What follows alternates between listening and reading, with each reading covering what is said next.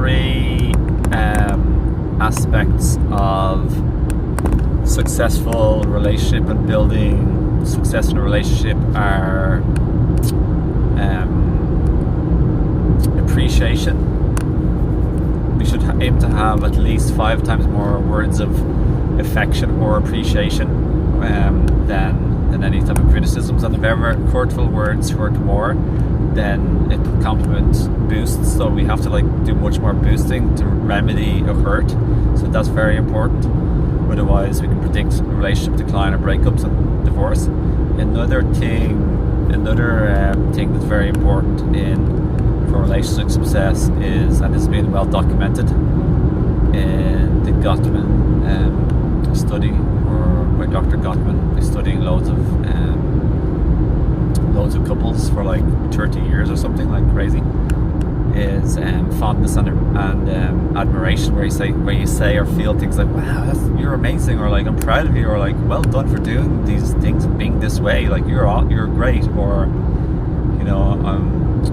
you did really good, feeling proud, or you're just so cool and intelligent, and you're so awesome at these things, you're a great person, you're a great mother, you're so vivacious, you're really fun, you're funny, I admire you, I look up to you, I'm proud of you, these type of feelings and thoughts. And then another one is building a love map, which is where you ask questions about open-ended questions, which aren't a yes or no answer, so they're open-ended, and you ask questions like what would you like, how would you like to see our relationship in the next 5 years, or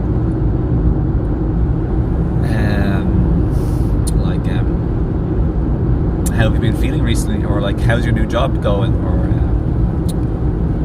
what are your thoughts on our current situation,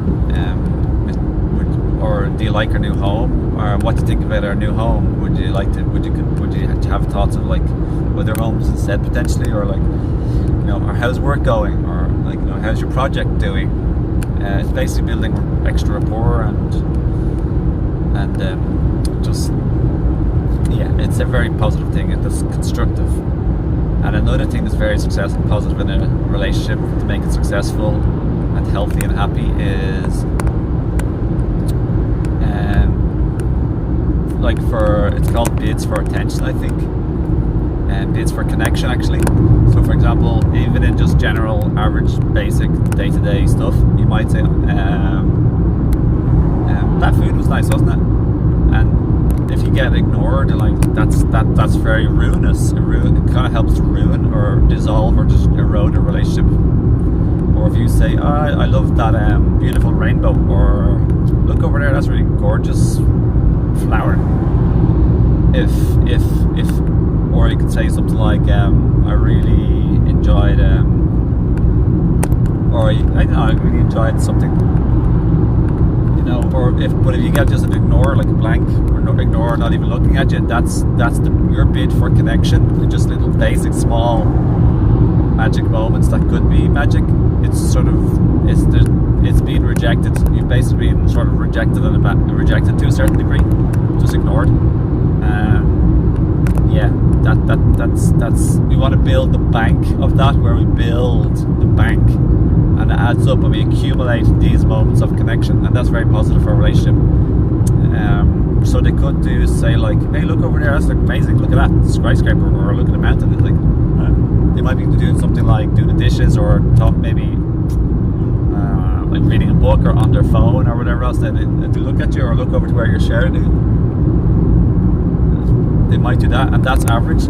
But if they at least are not ignoring you, instead of turning away, which is the first bad point, the thing you don't want, the person is turn towards you. That's called turning towards.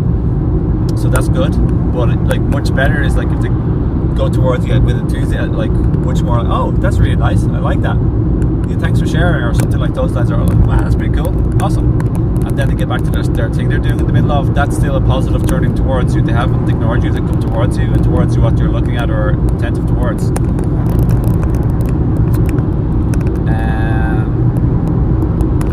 And the last will be enthusiastic turning towards you. So they'll be like, wow, it's a kick-ass flower, I love it. Let's pick some of those and bring them home, or let's put some in our hair or ears, or Like, you know, they're just beautiful flowers. I love flowers so much, or I love that skyscraper. Let's go for a walk around town and like admire buildings, or you know, or like look at a rainbow. Like, wow, it's an amazing rainbow. I love it. You're looking away towards the rainbow, or you're paying attention to your partner, and like, or your friend is like, yeah, that's amazing. Thanks for like pointing that out to me. I really love rainbows. They're so magical and make nature's sublime. You know, wow, so cool. Thanks for like sharing that with me. I would have missed it otherwise. That's very, very, very, very positive. Yeah, so these are just some of the things that I'm learning from the book, or the 4 horsemen of the apocalypse, which is not only about positive healing things in a relationship that remedy disconnection and build connection, but the book also talks about the 4 major predictors of disaster and breakup and divorce, which I haven't got to in this video, of course, but talking about these sort of building, reuniting, reconnecting aspects. So yeah, even like saying thank you for doing the dishes, even if it's that person's turn anyway, and it's not even like they're doing it out of surprise, doing your dishes or something, it's still nice to say thank you and appreciate. So what you want to do is you want to be scanning, instead of scanning for faults or problems, you want to change your mindset to scan for things to admire and appreciate and praise, and you share that. You don't just think it, you share it verbally, and this is very constructive for a relationship. So you change your attitude and mindset to scan for positives and verbalize them and express appreciation, and even expressing positive words as well, like, I really like how you are so brave, or like, I admire your ability to cope with stress or challenges. Like, I'm grateful and think it's really wonderful how you're so attentive to the kids and attuned to the kids, or like, I appreciate the fact you work so hard for us and in work, or I admire that you're so like caring and focused on helping people in the world and being of service to help other people who are suffering or struggling, or to help them out in their life as well. You know, I like that you're so passionate about becoming a better skilled at your work or job, or career or calling or purpose, and it's serving a really good part in other people's lives. The fact you've become so good at what you do, you know, all of these type of things are very nurturing and positive, and coupled with all these other things in the video is like really, really, really, really, really, really positive. Yeah, and I'll get towards other things in other videos. So yeah, love maps basically means it's about building friendship, connection, and being and teamwork. So you both get each other. You're up to date with what's going on in your partner's emotional and mental, even their physical reality. So that's what I meant by the questions help.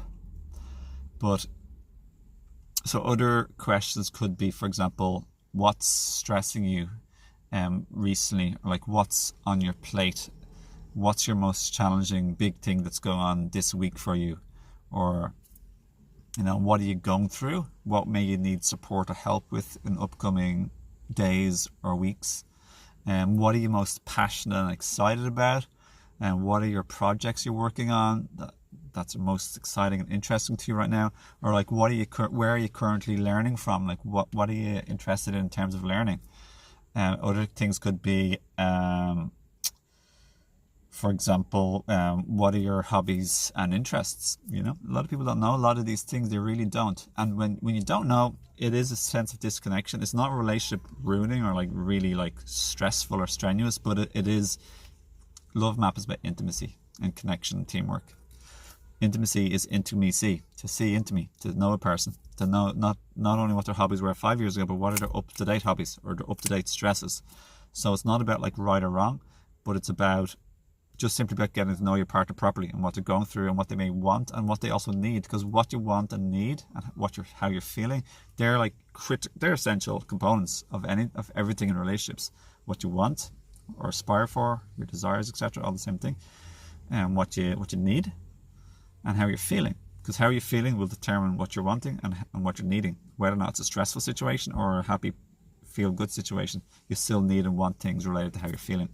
So love map is about intimacy, connection, teamwork, and knowing your partner, and it's really good to go both ways. And that's why open-ended questions allows your partner to have a space to just share, and you listen. You be the receiver, and you listen with genuine, heartfelt interest, and super important, super helpful.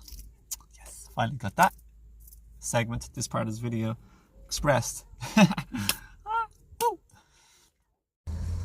And by expressing questions, by asking questions with genuine interest, of course, obviously, you are also showing your partner or your friend or somebody else that you are actually interested in them and that they are important to you.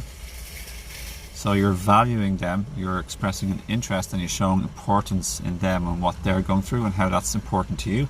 Very positive building for relationships.